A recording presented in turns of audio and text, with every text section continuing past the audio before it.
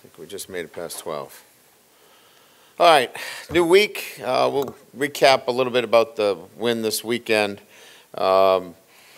Excited about it. Obviously, the one thing that we're not excited about is the injury that a lot of you saw that was out there on social media. Harold Perkins will be lost for the season with a significant knee injury. We're not certain about the specifics relative to time and place for surgery, but it looks to be, an ACL injury. And again, more details relative to that I can't get into right now, but certainly an injury that, we feel terrible about, especially for Harold and, the work that he's done to put himself in a great position. Look, you lose players all the time. You just feel terrible for them individually because of all the work and time they put in. We'll have somebody else step up like we've had this year, right? We lose Jacobian, and, that was a tough loss for us. But a true freshman, Ahmad Bro, comes in. Does a great job for us the last 3 weeks, and plays great football for us. We lose John Emery, and another true freshman comes in, and Kay Durham. Does a great job for us. And similarly, we'll have somebody step in here as well. And the next man in will come in and rally and put us in a position where we have success as well. So these are difficult, but we've got really good players that come in and step in and fill in for LSU and move forward. So that was the tough part. The good part was a really good win. What I liked about it the most is I love the energy, the way we started, offensively, driving the ball down and scoring. And what I didn't like is we had some, mental mistakes defensively, but we battled. And in the second half, we shut out, a power four opponent, held them to 14 yards rushing, 64 total yards in the second half. And that goes largely unnoticed, to hold anybody to 64 yards total offense in the second half and 14 yards rushing, and then shut them out 17-0, says a lot about the way this team continues to fight. And now over the last 3 wins they've had, they're 58 points scored, 16 let up in the second half. So those are really good things to build off of. Second half performances. Now we want to build on that for first half performances. But we know we can dominate our opponents in the second half, and now we've got to be able to do that for 4 quarters. So a lot of really good things to take away from that, and a lot of things that we got to continue to build on. So moving into some of the highlights, Garrett Nussmeier was named the Offensive SEC Player of the Week. Continues to do great things, continues to grow in a lot of areas that maybe we don't particularly see. It's not just throwing the football, it's getting in the right plays, making the right checks, and taking care of the football. He's playing at a high level, really a high level. And then on defense, Braden Swinson, SEC Lineman of the Week. His consistent performance has allowed us to get the kind of pass rush, him, Savion, our interior players certainly doing a great job of disrupting offenses. 12 sacks combined, getting the ball out, getting negative plays, really doing a nice job. So those 2 guys getting SEC Player of the Week says a lot about the kind of things that our team is doing on both sides of the ball. It's hard to get those awards in the SEC with so many teams and so many quality players. to get highlighted like that, you know, you got to take a moment, step back, and go, okay, maybe they are doing a couple of things that are pretty good, and we certainly are. So proud of those guys. Mason Taylor, another pretty good player, 8 receptions, 77 yards, receiving yards. Becomes the all-time leading receiver in receiving yards by a tight end, and he'll look to continue to eclipse some more records here at LSU. The offensive line didn't give up a sack for the 3rd time this year. Again, great work in terms of keeping Garrett clean and doing a great job. And as I mentioned, that's 5 sacks for a 2nd straight game for our defense. You know, so you know, really, from my perspective, right? I mean, you're disrupting offenses in a manner that we hadn't over the last couple of years. Special teams, Ramos again, field goals, really clean. And maybe one of the biggest plays of the day early on, the punt from the goal line, the play that Xavion Thomas made on the punt where he was Barry Bonds. Do you guys know Barry Bonds? You young guys here, gals, played center field. Yeah, I just thought maybe we'd do a little great catch, run over the, you know, back and make that great catch. I mean, if he doesn't make that catch, that ball hits on the ground, it could be on the 5-yard line. He saves us about 40 yards in field position, and we convert there. But just a great special teams play. I wanted to make sure that we highlighted a little bit of special teams because he's been outstanding and deserves a little bit of credit there. You probably wanted Willie Mays for his catch, but I didn't think I could go that far back here. So I thought maybe Barry Bonds or somebody like that. But anyway. So that's a little bit about the game this weekend. South Alabama comes into town, really good football team. Major Applewhite's done a great job. You know, Catholic High grad, and first year at South Alabama. Did a great job at Houston, long time Texas coach, played there.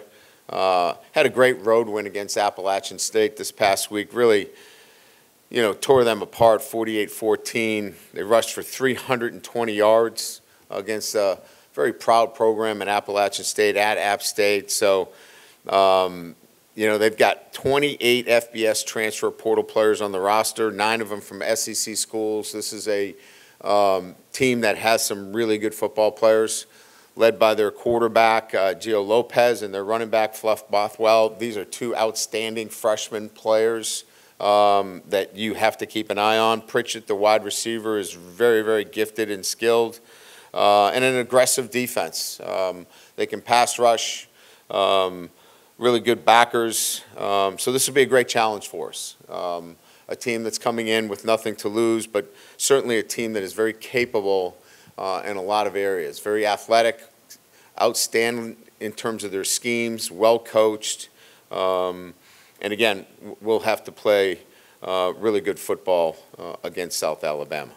So with that, we'll open up to questions. Coach, right up the middle.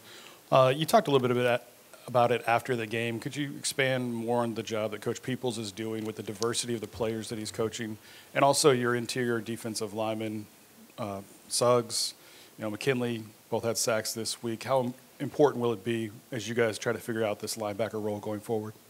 Yeah, so, you know, Kevin's obviously done a great job with the versatility of, you know, the different players that he has. Savion Jones, Swinson, different types of players. One drops in coverage. The other one is much bigger and more physical at the line of scrimmage.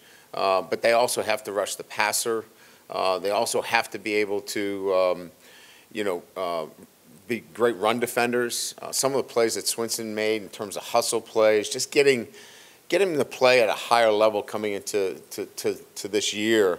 And then add a Gabe Relaford, who's a true freshman that's starting to see some playing time. Deshaun Womack, Paris Shand, you know, that whole group has really contributed in a large degree. And then inside, you know, we've been Look, I mean, I think a lot of the offseason was about, what are you going to do with the defensive line? They have been a strength for us. Bo's done a great job of making sure that those guys are gap conscious and fundamentally sound and getting off the ball. And we're playing with, as I mentioned, we had, at one time, we had Relaford, we had McKinley, we had Ahmad Bro, all on the field at one time. So we had a lot of young freshman players. You had Spears at safety. So you have five freshmen, true freshmen on the field at one time, and those defensive tackles are doing a really good job. You had Suggs with his first step quickness. He's healthier now. He was battling an ankle injury. We got him back in the mix.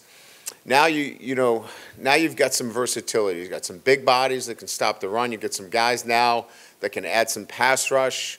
It's starting to come together for us, and I think our part of this is, with first-year coaches and new players, they're starting to get to know who their guys are and who they can lean on in certain situations. Yeah, Brian, I know there's always a next man up mentality, but what do you lose in Harold Perkins as a player and a person? Maybe some things we're not privy to as a media we don't see. Well, I mean, he carries obviously an immediate.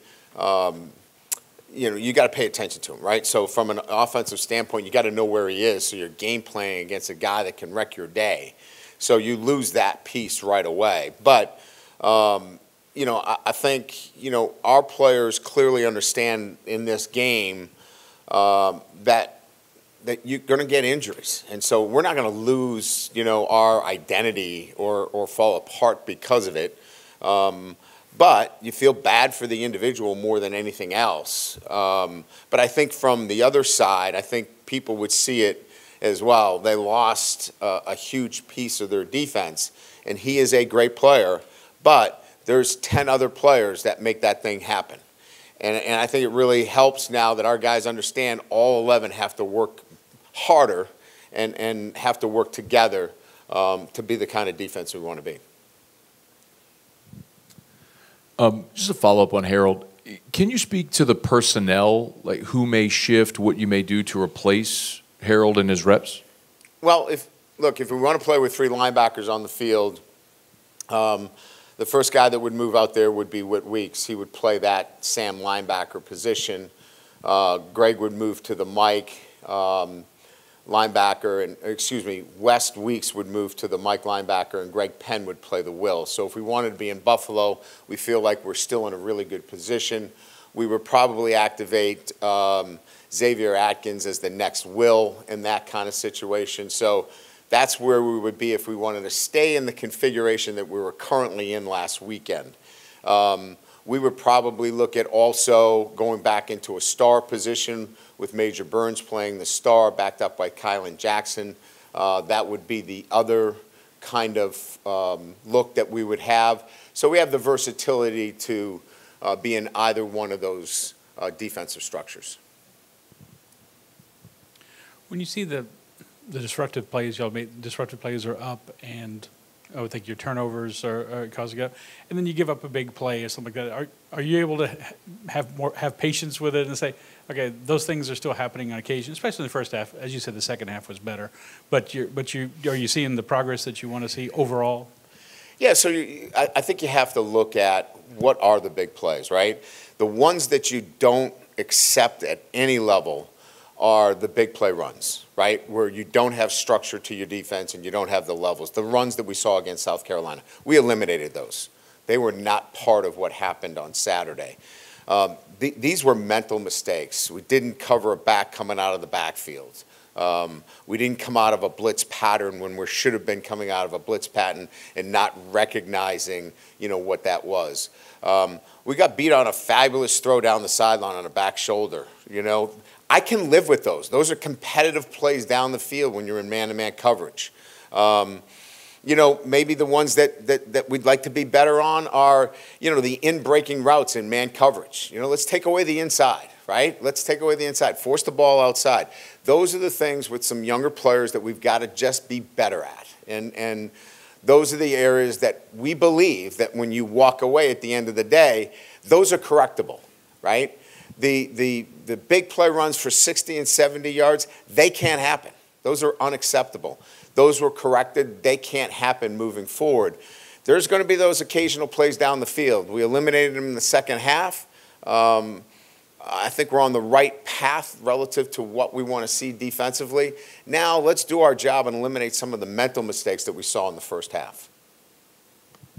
Can you help me understand the schematics behind Buffalo versus your star packages? Is it as simple Yeah, as, 3 linebackers versus putting a nickel in. is it just pass coverage versus run support? What do you like about the two? Well, it's really formationally driven. So let's call it as it is. Harold Perkins was gifted enough to play a receiver and play both as a linebacker and a nickel. We don't have any of those guys hanging around the locker room other than one. So, you're either in 3 linebackers, right, and then have to deal with that linebacker being in space and covering a lot in space, i.e. against most likely a receiver, or you got to take him out and you got to put a guy that's a hybrid that can play a little bit, in the box, but mostly in space. So that's generally what you're dealing with. Coach, you mentioned Xavier Atkins, but how are the freshman linebackers sort of developing so far? I think they're developing at the pace that they should be, right? Look, we got a lot of football ahead of us, right? This is an important week for us, as we continue to develop. But, after the bye week, welcome to the SEC, right? We go 7 weeks with, bang, bang, bang, straight of SEC competition. So there's a lot of football ahead of us. We're gradually, you saw Don McKinley, in action. You're going to see more guys that we're gradually bringing along to get involved in more action because the schedule obviously is going to be robust as we go into the last 7-8 weeks of this schedule. So this has really been about building our football team, getting to know our team, know our strengths, know our weaknesses, the things that we have to be better at in all phases of the game. But at the same time, developing some of those younger players so that when we have to call on them, we can get the kind of play necessary to win SEC games. Looked like y'all played a lot of different guys at safety. After watching the film, can you just kind of walk through how you thought that group did on Saturday? I think what we're looking for at the safety position more than anything else is, look, we're not putting them on an island as much as what we want is real good leverage on the football, sure tackling, right, and great communication. If I could break it down to just those 3 things, if you give me those 3 things, then we'll begin to add to the menu in terms of doing other things. Then we'll put you on the slot a little bit more. Then we'll bring you down and blitz you a little bit more off the edge. But we need those 3 things. So we kind of peeled it back a little bit and wanted to look at more safeties to get those 3 things down. The fundamentals of playing really good safety require those 3 things. We saw a little bit more of that this weekend. We need to see a little bit more as we get ready to move into SEC play. Hey, Coach Driver here. You mentioned it on the offset there, but Braden Swinson, back-to-back weeks, I think he's got 5 sacks these last 2 weeks. What has allowed him to kind of have this, break out the last couple weeks, and kind of what did you see for him this offseason? I think I said this after the game. It takes 2. It takes coaching, but it takes a player that is committed to that and has worked at it. He has worked really hard in the offseason. He's had a great offseason. He's trained the right way. He's done all the right things relative to nutrition and taking care of himself. He's highly committed. No, he's a veteran player, too. He's played a lot of football. But I think the coaching and I think his want and desire to be the best, it's really connected well with him and Coach Peoples. Coach, you talked a little bit about South Alabama's offense in your opening statement, but could you share some more about what makes these guys so explosive and how challenging it'll be to defend them this week? Well, I think you always got to start with personnel. I think the back is really good. He's 200 and 18, 220 pounds. He's physical. He's not elite speed, but he's got great vision. He keeps moving his feet. I mean, he's just a really good back. I mean, and you'd be so surprised watching him that he's a freshman. The quarterback's 220 pounds. He's averaging, I think, close to 8 yards every time he touches the ball. Just extremely efficient. And the scheme is outstanding. I mean, I think Major does a great job of, changing things up formationally. They've got a really good scheme in the way they do things. It's not just a two-man, offense, because the receiver's really good as well, but solid offensive line, good scheme, well coached, and the quarterback is difficult to bring down too. Hey, Coach, this is more just making sure on Harold, with him being draft eligible next spring. You don't have any information that would undercut the assumption that he has played his last game here? Oh, I don't think any of those decisions are made.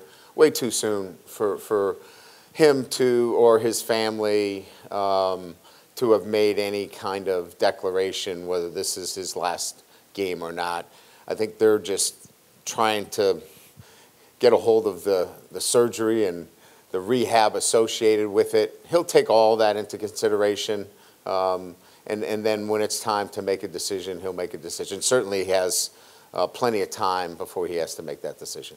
If it is, could you just offer maybe some more big picture comments on his 3 seasons so far? That what isn't, the impressions? Well, it's been 2 seasons and 4 games, so it's not even 3. So, again, I think it's really too soon for us to get into any of the, what happens if this is his last season. It's 2 seasons of competition in 4 games, and I think probably just rushing any kind of comments relative to whether this is his last season or not. I think we'd have to probably just tap the brakes on that. Coach, how's Zy Alexander, and if he has to miss any time, how do you feel about the depth at your cornerback position now that we're 4 weeks into the year? Yeah, Zy, right now we would list him as questionable, but that could change. We don't have to get into that reporting because it's not an SEC game, but I would say he's questionable right now. We'll see how he feels tomorrow. But, we've got some flexibility there. I feel good about the corner situation. We've got some depth there. We can move some guys around, position flexibility with Javian Toviano can flip over to corner as well. So we're in a pretty good position there. The coach over here, so Xavier Thomas, you just talked about the play he made on special teams, and you see you get him involved in the running game a little bit, the short passing game. Just talk about his versatility and all that he brings to the table for y'all. Yeah, I mean, I just like the way he plays the game. He plays it with, right on the edge with kind of almost a recklessness, but under control. He plays with confidence, plays like a veteran that's been there.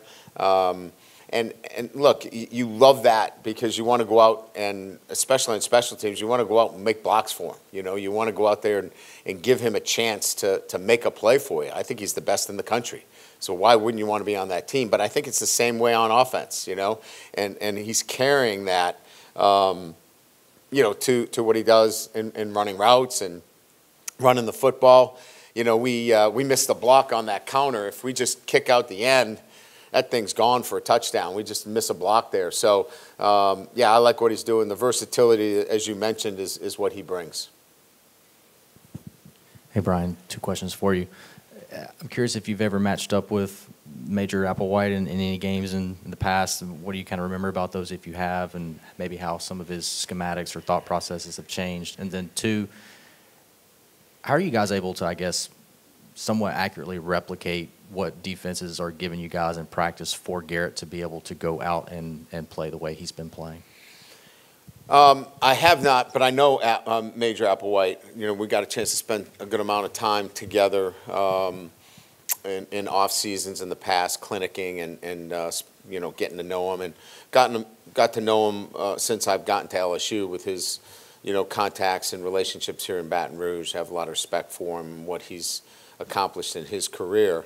I think we've been you know, a bit within the realm of giving Garrett what to expect, but it's been a lot more pressure fronts than we expected. We thought we'd get teams backing off by this time, but they haven't seemed to do that, which, you know, has worked out pretty good for us too.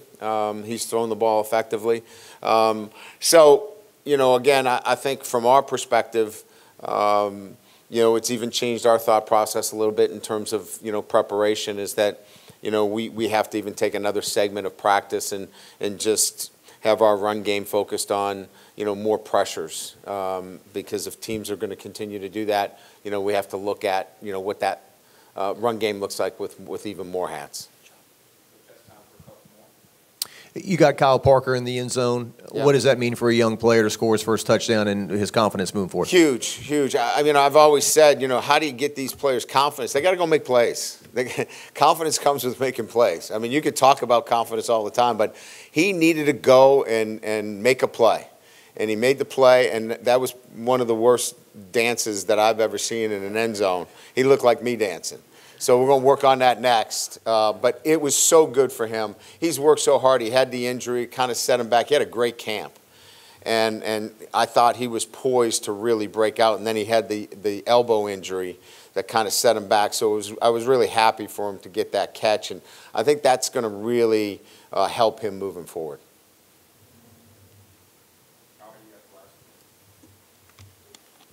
Just staying in that theme, the ability to spread the ball around. I think 9 different guys had catches. Just, 9, yep. Yeah, just the job that, you know, Joe's doing, obviously Garrett's doing, and the targets are doing.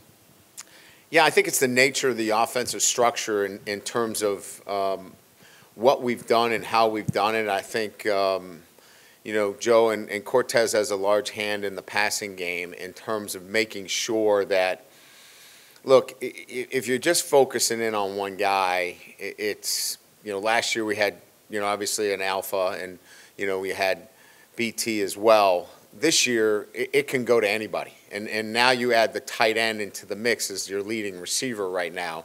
It's very difficult to defend us. And the backs are catching it for touchdowns, the tight ends, a number of the receivers. It's a pretty comprehensive passing game. I think we need Chris Hilton back. And this seems to be the week where we feel like we're going to get him back healthy. If we can add that vertical passing game, another element to it, I think it just makes it even better.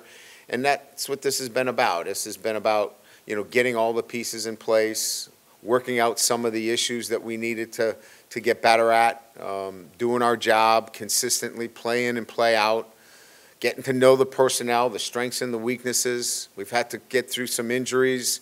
Unfortunately, you know, a big one this weekend, but, you know, we'll get through this one as well, and, you know, play a really tough opponent this weekend in South Alabama. So then move on from there.